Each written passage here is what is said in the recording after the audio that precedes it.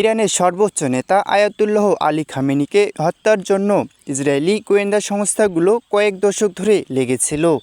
গত 6 মাস ধরে এজন্য তাদের প্রস্তুতিগত ও জনবল সহায়তা দেয় সিআইএস সহ যুক্তরাষ্ট্রের অন্যান্য গোয়েন্দা সংস্থা। ইসরায়েল ও যুক্তরাষ্ট্রের বিশেষজ্ঞ অভিজ্ঞ গোয়েন্দা এবং কর্মকর্তাদের মতে ইরানি শাসক ব্যবস্থাকে নির্মূল করার লক্ষ্যে শনিবার চূড়ান্ত এই অভিযান চালিয়েছে তারা। ইসরায়েলের সামরিক কর্মকর্তারা বলেছেন, তেহরানের বিভিন্ন স্থানে জড়ো হওয়া ইরানের শীর্ষস্থানীয় 7 জন নিরাপত্তা কর্মকর্তা এবং খামেনির পরিবার ও ঘনিষ্ঠদের প্রায় 12 জন সদস্য এই হামলায় নিহত হন। মাত্র 7 সেকেন্ডের মধ্যে প্রায় একই সময়ে চালানো একাধিক হামলায় খামেনিসহ তাদের হত্যা করা হয়। এছাড়া এই হামলায় ইরানের আরও 40 জন জ্যেষ্ঠ নেতা নিহত হন। শান্ত রায় অর্পণ, সময় বাংলা নিউজ।